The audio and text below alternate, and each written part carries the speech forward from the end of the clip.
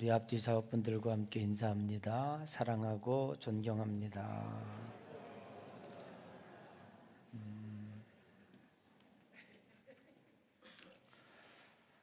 수십만 명을 넘나들던 코로나 확진자가 이제 벌써 한 3일째 10만 명 아래로 떨어졌습니다. 우리는 지금 3년째 코로나19라고 하는 질병과 싸우고 있습니다. 여러분, 코로나19에서 승리하는 승리자들이 되시기를 바랍니다. 대수롭지 않게 생각했던 코로나19, 제 딸이 확진되어 가지고 가정에서 이렇게 치료받다가 전화가 왔어요. 그러면서 뭐라고 그러냐면, 아빠, 웬만하면 걸리지 마. 너무 힘들어. 아니 뭐 그냥 감기라더니 왜 그래? 그랬더니 아니야. 너무 힘들어 그러더라고요. 참 언제 종식될지는 모르겠습니다만은 그래도 우리가 이렇게 일상으로 돌아갈 수 있는 희망과 꿈을 가졌다고 하는 것만으로도 다행스러운 일이 아닌가 그렇게 생각을 합니다. 아무리 과학이 또 의학이 발달한다고 할지라도 영원히 정복할 수 없는 것은 질병입니다. 우리 과학이 발전하는 만큼 질병도 따라서 자기들 나름대로 인간을 괴롭히기 위해서 변신하고 또 변신해서 우리 인간에게 새로운 질병으로 다가오고 있다고 하는 것이지요. 병은 세 가지로 나누게 됩니다. 하나는 육체적인 질병입니다. 두 번째는 마음의 병도 있고요. 세 번째는 영혼의 병이 있습니다. 육체적인 질병은 금방 고통을 느끼기 때문에 금방 알아볼 수 있습니다. 그래서 고치기도 하고 또 못 고칠 수 있는 병은 못 고친다. 그렇게 빨리 판단이 내려옵니다. 그런데 마음의 병은 겉으로 드러나지 않기 때문에 좀 오래 가서 아주 많이 망가진 다음에 그때서야 느껴지게 되니까 참 고치기가 어렵습니다. 더욱 힘든 것은 영혼의 병입니다. 영혼의 병은 보이지도 않고 고통도 없습니다. 마지막 죽을 즈음에 가서 그 영혼에 대해서 내가 못된 질병에 걸려서 죽는구나. 그때 인식하게 되면 이미 때는 늦는 것입니다. 병의 원인은 여러 가지가 있을 수가 있습니다. 바이러스나 세균의 침입에 의해서 이렇게 병이 생기는 경우도 있고, 또 어떤 때는 유전적인 질병이 있습니다. 이거는 뭐 어쩔 수가 없는 건데요. 요즘에는 또 이 유전적인 질병도 미리미리 다 차단하는 경우도 많이 있습니다.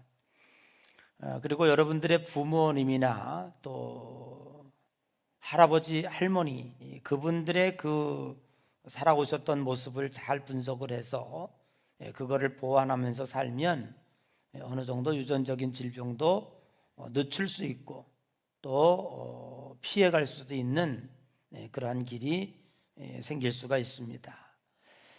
혹은 과로나 또 스트레스나 과식이나 또 먹지 말아야 할 음식 같은 것들, 이런 것들을 많이 섭취하게 되면 인간은 틀림없이 질병에 노출되어질 수밖에 없습니다. 사람들은 육체적인 질병을 매우 중요시 여깁니다. 그러나 성경은 그렇게 얘기하지 않습니다. 요한 3서 1장 2절에 보면 사랑하는 자여 네 영혼이 잘됨 같이 범사가 잘되고 강건하기를 원하노라. 세상은 육체가 건강하면 모든 것이 다 잘 될 줄 알아요. 그러나 그것은 정답이 아닙니다. 정답은 영혼이 잘 돼야 됩니다. 그래야 하는 일이 잘 됩니다. 범사가 잘 돼야 건강도 주어지는 것입니다. 건강은 영혼의 잘됨의 결과일 뿐이지, 아무리 인간이 육신의 건강을 원한다고 해서 그것이 우리에게 찾아오는 것은 아니라고 하는 것입니다. 오늘 본문의 말씀은 예수님의 세 번째 이적입니다. 질병에 대한 문제를 예수님이 중요시하게 다루고 있는 것입니다. 예루살렘 양문 곁에 베데스다라고 하는 연못이 있었습니다.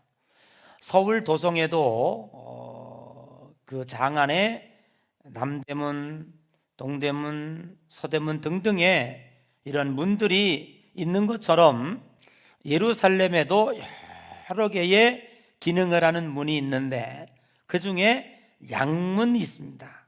이 양은문은 양양자, 문문자를 써서 양들이 드나드는 문입니다. 성전 옆에 있었던 것이죠.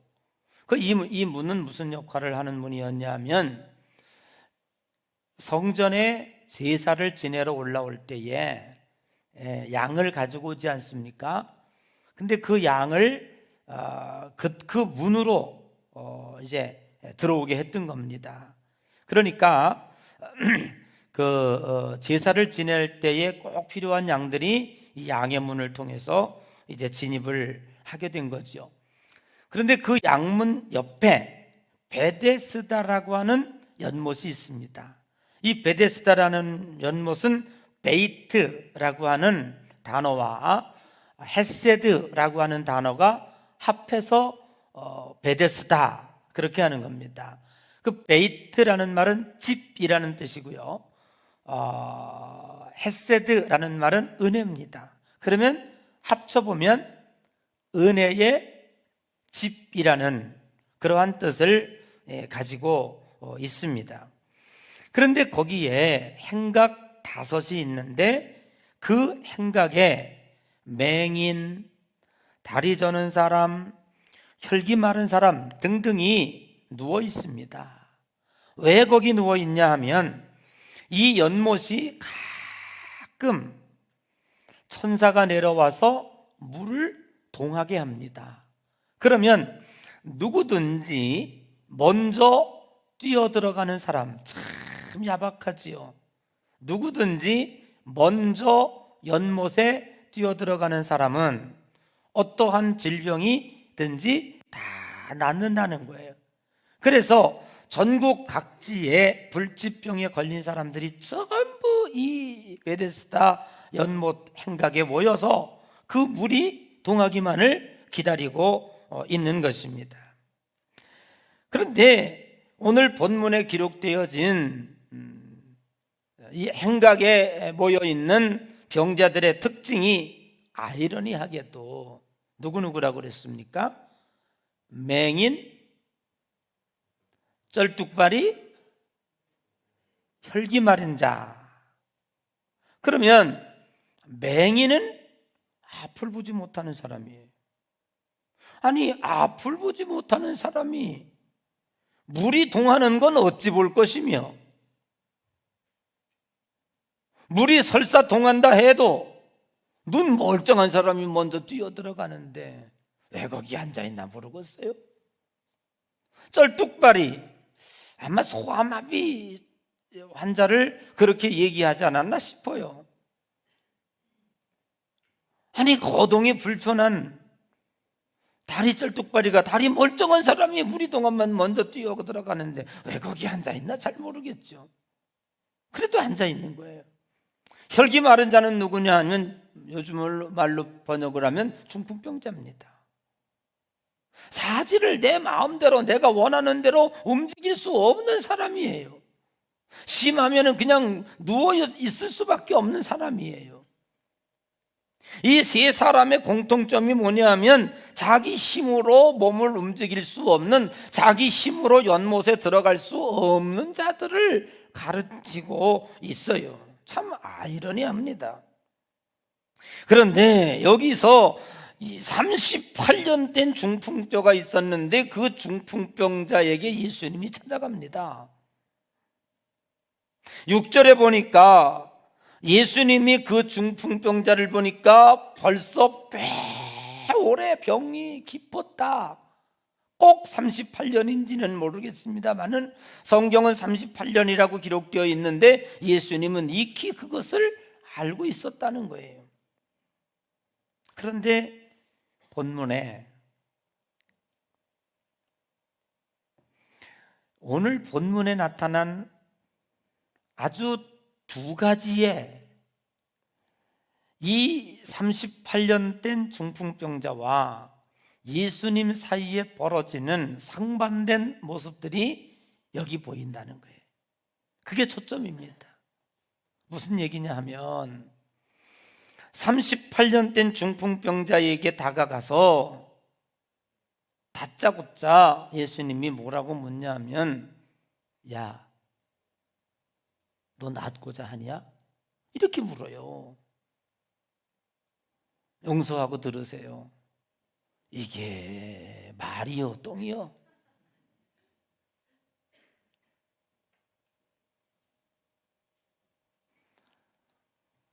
3일 굶은 사람한테 너 밥 먹고 싶냐? 똑같은 질문입니다. 그런데 더 웃기는 것은 모르고 그랬다면 몰라요. 이미 예수님은 6절에 이 사람이 중풍병이 오래됐다는 걸 아셨다네. 그런데 그 얼만큼 오래됐냐면 38년이나 됐어요. 여러분, 38년 동안 중풍병 앓는 동안에 무언 짓인들 안 해봤겠습니까? 용하다는 의사는 다 만나봤을 것이고, 좋다는 약은 다 구해봤을 것이고, 개똥 쇠똥인들 안 먹어봤겠습니까? 이제는 마지막으로 연못에 물이 동하면 어느 누구든지 먼저 들어가면 나을 것이라고 하는 그거 하나 희망을 갖고 왔는데, 거기다가 대놓고 야, 너 중풍병 낫기를 바라냐? 이게 어울리는 질문, 참 엉뚱한 질문을 예수님은 하고 계신다. 그렇게 해석을 할 수가 있습니다. 그런데 오늘 이 사람은 38년 동안 지내오는 동안에 참 어려움이 많았습니다. 야, 너 낫고자 하냐? 그러면 여러분들은 뭐라고 대답하겠어요? 내가 지금 병에 걸렸어요. 근데 예수님이 오셔가지고 야, 너 낫기를 원하냐? 그럼 여러분 뭐라고 그러겠어요? 응? 응? 아멘. 낫고 싶습니다.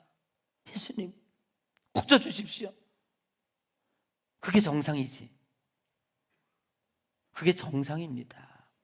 그런데 여러분 본문에 보면 우리가요 오래 어려움을 당하면 사람이 돌아요. 비정상이 됩니다.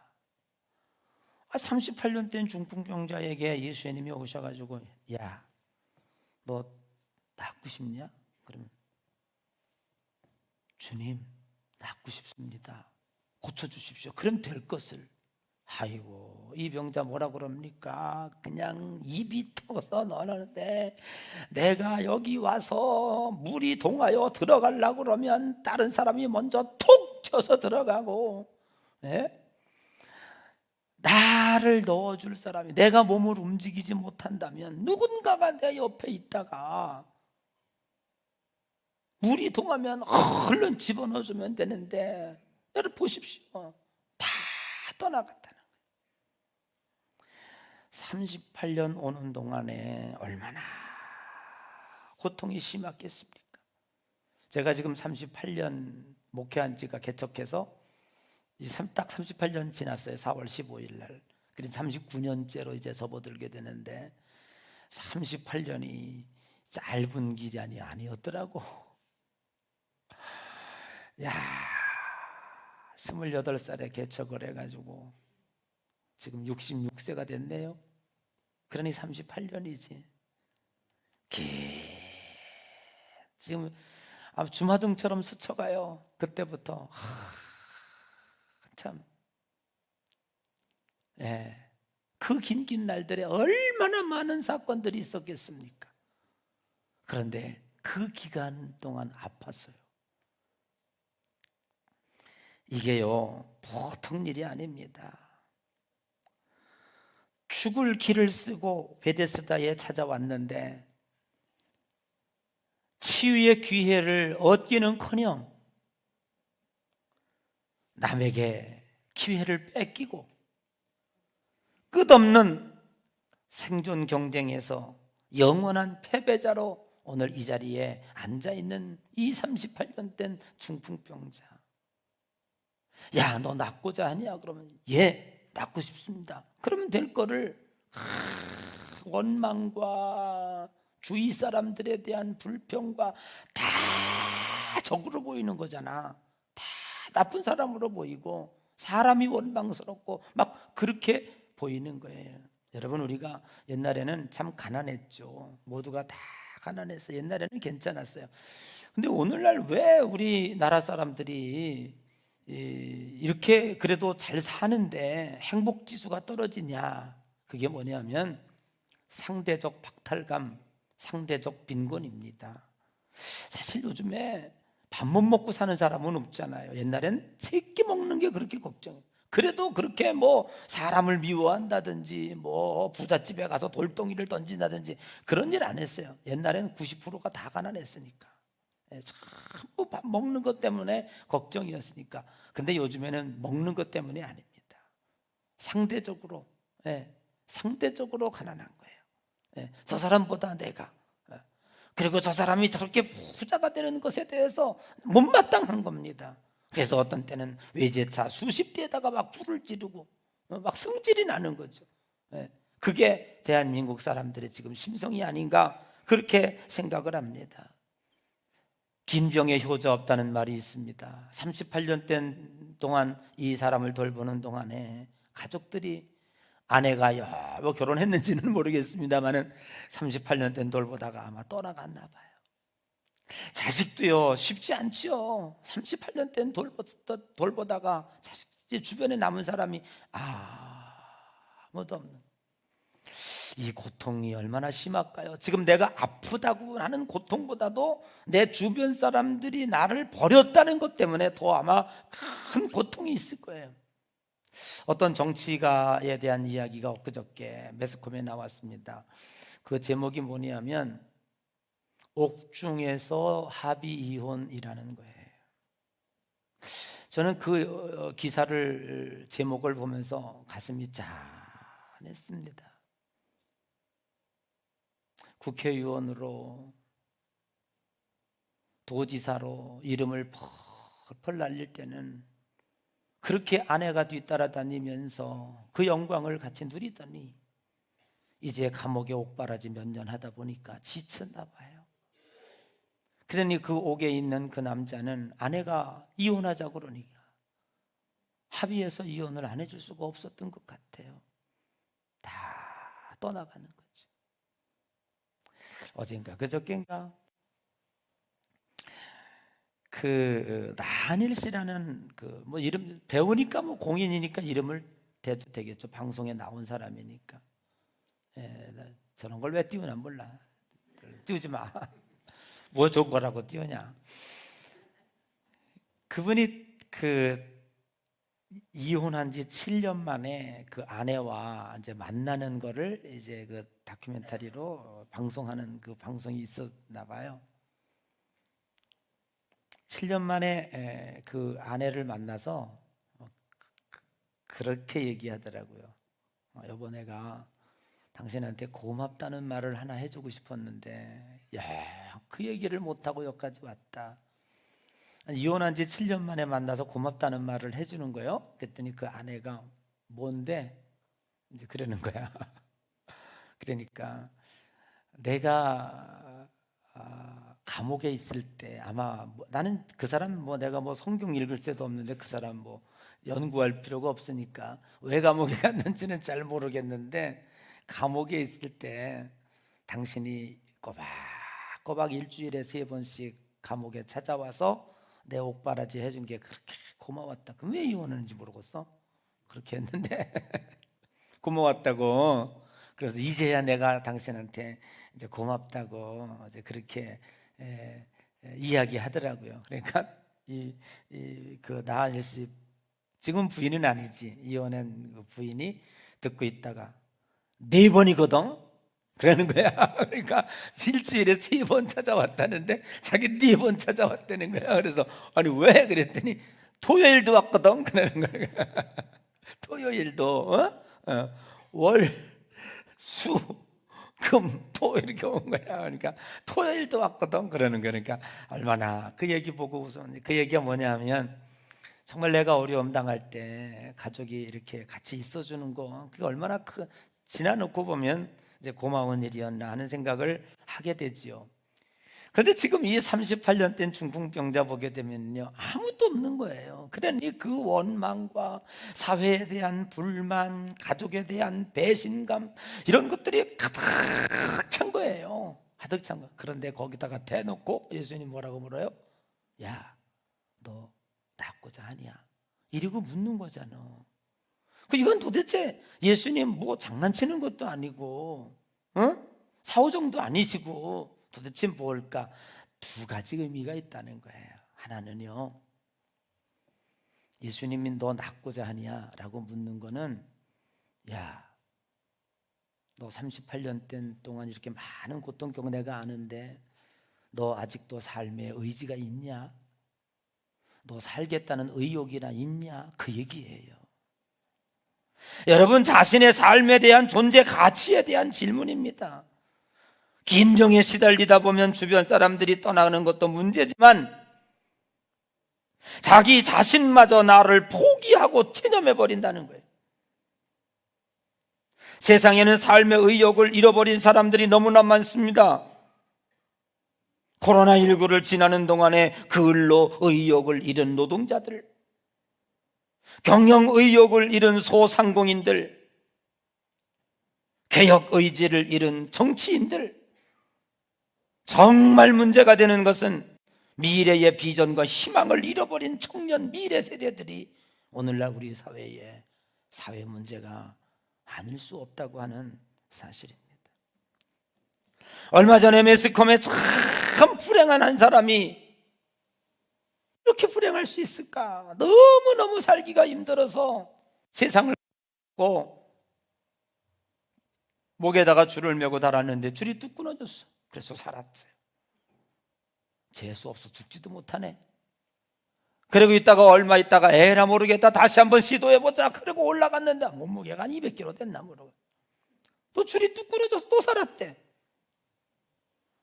그래가지고 몰래 수면제를 모아가지고 수면제를 먹고 죽으려고 방에서 먹었는데 가족들한테 들켜가지고 또 살았대. 아이고 이거 어떡하나. 그래서 슈퍼에 가서 번개탄 챙겨가지고 자동차 가지고 한적한 곳에 가서 불을 펴놓고 거기서 죽으려고 했는데 이놈에게 시티에 옮겨서 불이 연기가 나니까 경찰이 출동해서 또 살았대. 아니 세상에 이런 불행한 놈이 세상에 어딨나.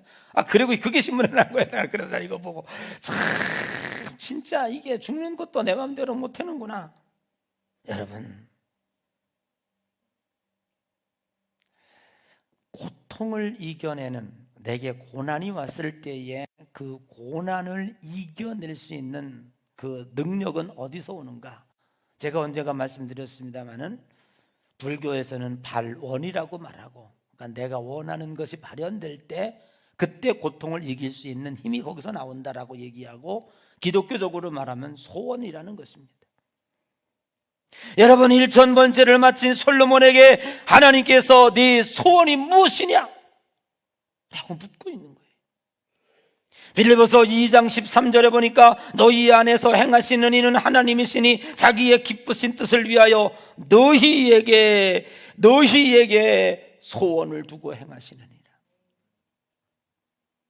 여러분, 우리들 마음속에 하나님이 어떤 일을 행하실 때 어디서 뚝 떨어뜨리는 것이 아니라 내 마음의 소원을 불러 일으키는 거예요. 그 소원이, 손바닥만한 소원이 내 속에서 점점 커져가지고 그것이 밖으로 돌출되고 그것을 행할 때 큰 일을 이룰 수 있는 거예요. 나쁜 일도 그렇고 좋은 일도 그렇습니다. 모든 것은 마음에서부터 시작되고 내 심성에서부터 시작되는 거예요. 그래서 창세기 7장에 보니까 구하라 주실 것이요, 찾으라 얻을 것이요, 두드리라 열릴 것입니다. 오늘 예수 그리스도께서 38년 된 중풍병자에게 네가 38년 된 거 내가 안다. 그동안 가족들이 너를 뒷바라지하다가 다 떠나간 거 안다. 그러나 그게 중요한 것이 아니라 너 자신이 너를 포기했냐? 너 살려고 하는 힘이 있냐? 그걸 묻고 있는 거예요. 여러분, 지금도 살아계신 부활의 주님이 여러분에게 오셔서 힘든 나의 삶의 현장 가운데 오셔서 내 이름을 부르시면서 아무개야 너 소원이 뭐냐? 라고 물을 때 여러분 뭐라고 대답할 거예요? 정말로 곧바로 내 소원은 이겁니다라고 대답할 사람 몇 명이나 되겠어요? 정말로 어려움과 고통 당하는 사람들이요, 네 소원이 뭐냐라고 물을 때 소원 말할 수 없는 사람이 없고요, 주님 내가 성공하려고 그러는데 어떤 놈이 내 돈 떼먹고 내가 하려고 그러면 남들이 그 사업 똑같이 하고 뭐 그래서 내가 다 망했고 나 이렇게 병들었는데 가족도 떠나고 다 내 주변에 없습니다. 이거 핑계 불평 원망 입에서 먼저 나오지 주님 나 그거 하고 싶습니다 이렇게 하고 싶지는 않다는 거죠. 여러분, 우리가 신앙생활 하면서 특별히 이 코로나19를 지나면서 죽을 때까지 여러분의 마음 가운데 희망의 끈을 놓지 마시기 바랍니다. 아멘. 여러분, 할 수 있거든요. 무슨 말이냐? 믿는 자에게 등치 못함이 없느니라. 나는 할 수 없으되 주님은 하실 수 있다는 믿음을 가져야 됩니다. 이게 있을 때 이것이 우리의 삶의 에너지가 되고 이것이 기적의 재료가 된다고 하는 사실이죠. 여러분, 내가 내 자신을 포기하지 않는 한 하나님은 절대로 나를 포기하지 않습니다. 우리가 망하는 이유는 내가 나를 포기했기 때문에 그래요. 네가 낫고자 하냐라고는 질문 속에 우리나라 말로는 잘 이해가 되질 않아. 영어로 보면은요, Do you want to get well 이라는 말을 씁니다. 힐링이라고 하는 단순한 고친다라고 하는 트리트먼트, 치료한다 그런 단어로 쓰지 않고 well, 잘 되기를 원하느냐라는 거예요. 네가 낫고자 하느냐라고 하는 말은 너 잘 되길 원하느냐라고 주님 묻고 있는 거지. 너 병 고침 받고, 여러분 병 고치고 잘못된 사람 얼마든지 많아요. 여러분, 주님이 여기서 우리들에게 이야기하고 있는 것은 전인적 치료입니다. 네 영혼이 잘됨 같이 범사가 잘되고 강건하기를 원하노라. 성경에 보면 10명의 문둥병자가 있습니다. 10명이 다 고침받았는데 9명은 도망가 버렸어요. 한 명만이 예수님께 와서 사례하고 감사할 때에 네 영혼이 구원받았느니라. 아멘. 병도 고침받고 영혼도 고침받는 축복을 받게 된 줄로 믿습니다. 이것을 주님은 지금 묻고 있는 거예요. 너 단순히 중풍병 고치는 건 고친 게 아니야. 언젠가 또 재발되고 중풍병 아니라 또 다른 나쁜 병이 와서 너 죽어. 80에 죽을지 60에 죽을지 100살에 죽을지 난 잘 모르겠지만 너는 죽음이 예정돼 있는 거야. 그러나 Do you want to get well? 너 잘 되기를 원하느냐? 그거요. 그러니까 주님이 여기 예수님 만난 거잖아. 아멘. 여러분, 우리는 육신의 병만을 관심 갖지 마시고 여러분의 영혼이 잘 되는 일에 관심 가지시기를 주님의 이름으로 축복합니다. 단무지 되지 마세요. 단순 무식해가지고 말이지. 병 고치는 거 좋지요. 안 아픈 거 좋지요. 그러나 예수 안 믿고 안 아픈 건 그건 별일 없는 거예요. 아멘. 예수 안에서 안 아파야 되고 예수 안에서 잘 돼야 되고 예수 안에서 장수해야지. 그걸 주님은 묻고 있는 거예요. 오늘 이 사람은 자신을 좀 연못에 넣어달라는 거예요. 건장한 30대 청년이 여기 와 있으니까 참 잘 만났다 싶은 거예요. 가족들 떠나고 친구도 떠나고 자기 보호자들 다 떠나고 물이 동할 때에 내가 들어가려고 그러는데 다른 사람에서 쏙 들어가고 이젠 다 희망을 잃어버렸는데 지금 청년이 와서 있으니까 꼭 붙잡는 겁니다. 그래서 나를 좀 여기 연못에 넣어달라, 아마 그런 얘기일 거예요. 그런데 예수님께서 뭐라고 얘기합니까? 두 번째로 네 자리를 들고 걸어가라. 오늘 본문에 중요한 단어가 나옵니다. 베데스다. 기억하세요. 은혜의 집입니다. 여기 지금 베데스다 연못가에 모여있는 세 사람, 소경, 쩔뚝발이, 혈기 마른 자, 자기 힘으로는 절대로 이 아래 연못에 들어갈 수 없는 자들 잘 기억하세요. 그리고 몇 년 동안 38년 동안 찌들고 찌들은 광야 40년과 같은 패배한 연수입니다. 그럼 뭐예요? 그럼 뭡니까? 오늘 중풍병자는 자신을 연못에 넣어줌으로 병이 나았기를 간절히 소원하고 있습니다. 그러나 예수님은 그렇게 하지 아니하고 오직 말씀으로 이미 나았으니 네 자리를 들고 걸어가라 라고 명령하고 있습니다. 여러분, 물이 동하지만 결코 이들은 자신의 힘으로 들어갈 수 없는 것입니다. 영적으로 보면 오늘 이스라엘 백성들이 선한 율법을 손에 들었지만 그 율법을 지킬 능력이 없습니다. 이것이 베데스다의 영적인 교훈입니다. 우리는 모두 소경이며 쩔뚝발이 혈기 마른 자들인데 그럼에도 불구하고 내가 먼저 들어가기만 하면 된다, 내가 들어가기만 하면 되지, 절대로 들어가지 못하지 않습니까? 오늘 율법을 손에 받아들었습니다. 내가 율법을 잘 지키면 천국의 주인공이 된다. 하나님 백성, 되지. 그러나 지켜보니 절대로 율법을 완벽하게 지킬 수 있는 것은 아무것도 없다는 거예요. 역시 죄인이 틀림없다. 자신이 들어갈 능력이 없음에도 그 이유와 핑계를, 들어가지 못하는 이유를 남에게 핑계대는 경향이 저와 여러분의 모습이 아닌가를 다시 한번 생각해 보아야 할 것입니다. 그러므로 성도는 연못에 들어갈 능력이 없어서 예수님을 왜 믿습니까? 우리는 왜 하나님을 따라갑니까? 주님, 나는 연못에 들어갈 수 있는 능력이 없는 자입니다. 천부여 의지 없어서 손 들었습니다 하고 항복한 사람들이에요. 불신자는 연못에 들어갈 능력이 없음에도 불구하고 나는 들어갈 수 있으면서 우기면서 하나님 필요 없다고 오만하게 사는 사람들이 바로 저 세상 사람들입니다. 세상은 우리들에게 중풍병자를 연못에 넣어줌으로 병낫게 함으로 그것을 보여달라고, 기적을 보여달라고 이야기하고 있습니다. 그러나 이미 예수님께서는 네가 나았다, 네 자리를 들고 걸어가라, 하나님의 은혜의 자리로 초청하고 있는 모습을 보게 됩니다. 여러분, 여기 이 자리가 굉장히 중요한 자리입니다. 잘 들으세요. 지금 우리 모든, 거의 대부분의 기독교인들이 이 중풍병자의 수준을 넘어서지 못하고 있는 거예요. 그런데 예수님께서는 이 중풍병자의 수준을 넘어서기를 바라고 있는 거예요. 왜요? 자기를 연못에 넣어달라는 거 아닙니까? 예수님에게. 그러면 그 연못에 넣어주면 내가 나을 수 있다는 얘기 아닙니까? 그런데 예수님은 나았대요. 네 자리를 들고 걸어가라. 아주 엉뚱한 얘기를 하고 있습니다. 여러분, 요한복음 1장으로 들어가 보십시다. 태초에 말씀이 계시니 그 말씀이 육신이 되어 이 땅에 오셨으니 곧 그는 예수 그리스도라. 그러므로 예수 그리스도는 가스펠, 은혜에 우리들에게 은혜로 구원하기 위해서 이 땅에 오셨습니다. 저와 여러분들을 구원해내기 위해서 이 땅에 오신 줄로 믿습니다. 이미 예수님은 여기 와 있으니까. 아멘. 태초에 말씀에 계셨던 그분이 하나님이 예수님이었고, 그분이 육신이 되어 이 땅에 오신 이 예수님이 벌써 이 땅에 오셨어요.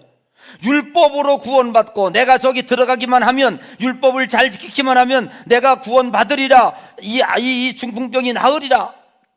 수천 년 동안 안 났어요. 날 수가 없어요. 왜? 지킬 수가 없으니까. 그래서 누가 왔다고? 예수 그리스도께서 이 땅에 오셨다고. 너희들이 할 수 없으니 내가 왔다. 이미 나았다. 내가 벌써 이미 과거 완료형입니다. 하나님의 은혜는 이미 이루어집니다. 저와 여러분들이 천국에 가면 죽으면 가는 것이 아니라, 신앙생활 잘하면 가는 것이 아니라, 내가 예수 그리스도를 믿는 그 순간에 여러분들의 이름은 이미 하나님의 나라의 생명록책에 기록된 줄로 믿습니다. 얼레데 크리스찬이에요. 이미 하나님의 백성입니다. 은혜가 임한 거 이미 나왔어요. 그럼 우리가 어떻게 해야 돼? 이제 주님이 우리에게 명령하는 것은 네 자리를 들고. 아멘. 중요합니다. 지금까지 이 자리는 어떤 자리였습니까? 38년 된 중풍병자에는 왼수 같은 그 들것에 누워가지고 욕창이 날 정도로 냄새나고 누가 갈아주기라도 했겠습니까? 목욕도 못하는 그 자리, 냄새나는 자리, 구더기 득실거리는 자리, 그 자리, 이것만 없었으면 나도 저 사람들 좀 걸어 다닐 텐데, 이 더러운 자리 주님은 어떻게 해요? 버리라는 게 아니었잖아요. 너가 나왔으니 그 자리를 들어라. 여러분, 주님이 이렇게 명령하십니다. 네가 나를 따라오려거든 너 자신을 부인하고 네 십자가를 지고 나를 따를 것이니라. 여러분, 기독교인이 나아가는 길은요, 여러분 버리고 싶은 거 많지요. 가난의 자리, 질병의 자리, 그죠? 버리고 싶죠? 응? 안 버리고 싶어요? 나 같아도 버리고 싶어요. 실패한 내 자리, 부끄러운 내 자리 많아요. 일생을 살아보 뒤져 걸리면은요, 나를 부끄럽게 만드는 이 자리들이 있어요. 그런데요, 주님은요, 아니야. 너는 이미 나았어. 너는 이미 그리스도인이야. 너는 이미 하나님의 백성이야. 너는 이미 하나님의 자녀야. 내가 이 땅에 왔어. 내가 오는 순간에 너희들은 하나님의 자녀가 됐어. 아멘. 그럼 어떻게 될까요? 이제는 네 자리를 들어. 아멘. 예수 그리스도를 믿기 전에는 자꾸 버리려고 그랬어요. 원망하고 이 더러운 자리, 중풍병 같은 거 서로 다 떨쳐버리기로. 아니요, 이거 들어. 이제 네가 나았으니까. 여러분, 우리 기독교인이 살아가는 방법은요, 버리는 게 아닙니다. 여러분의 불편한 자리들, 냄새나는 자리들, 가난의 자리, 실패의 자리, 원망의 자리, 고통의 자리, 부끄러움의 자리, 죄악의 자리라도 여러분을 들으세요. 내가 져야지. 내가 이거 들고 가야지. 아멘. 그리고 어떻게 하라고요? 걸어가라. 사명의 길로 앞으로 가라는 겁니다. 살아가다가 보면 그것 때문에 내가 부끄럽지만 내 가족을 내가 짊어지려고 하고, 어떻게 보면 잘못 만든 남편 같지만, 어떻게 보면 내 맘에 드는 아내 같지만, 이거 버리고 이거 다 버리고 새로 시작하고, 그건 기독교인의 자리가 아니에요. 내가 온 만큼의 이 자리를 내가 지고 가야 되겠다고 결심할 때 주님은 도와주십니다. 거기서 함께 하십니다. 거기서 기적이 일어나고 거기서 능력이 일어납니다. 그리고 뭐가 와요? 내가 걸어갈 때 여러분 자신이 성화되는 거예요. 내가 그 불편한 자리를 버린다고 해서 내가 거룩해지지 않습니다. 잠시 이 세상에 쾌락을 느끼고 편안하게는 살 수 있을지언정 영적으로 거룩해지지 않습니다. 여러분, 내게 주어진 것을 내가 지고 나 자신을 부인하고 그 십자가를 지면서 하나님 앞에 기도하고, 주님, 내 저 자식들을 보면은 내 성에 안 차. 그렇지만 누가 져야 돼? 내가 져야 돼요. 주님, 내가 잘 지게 해주시고 저 아이들한테 상처받는 말 하지 않게 해주시고, 내 마음에 안 든다고 저 아이들 불편하지 않게 해주시고, 내가 져야 되니까. 그렇게 하다가 보면 그 조금 못난 자식 때문에 내가 성품이 변하고 내가 자세가 달라지고 내가 왜 이러지? 내가 언제 이런 사람이 됐지? 거룩한 사람이 되는 거예요. 부부와 아내도 마찬가지고요. 시어머니 시집 시자도 치러 시금치 안 먹는다고 그러는데 그런 것도 마찬가지입니다. 여러분, 우리의 태인 십자가, 우리의 태인 환경, 이제 우리는 구원받은 사람입니다. 주님이 명령하십니다. 네 자리를 들어라. 주님, 내 자리를 들 수 있는 힘을 주시옵소서, 능력을 주시옵소서, 그리고 걸어가게 해주시옵소서. 주님이 여러분과 함께 하시는 줄로 믿습니다. 여러분의 그 불편한 자리 때문에 내가 언젠가 하나님 앞에 가서 거룩하게 성화되어 있다는 사실을 여러분들이 기억하고 온전한 믿음 안에서 아름다운 백성으로 살아가시기를 주님의 이름으로 간절히 축복합니다.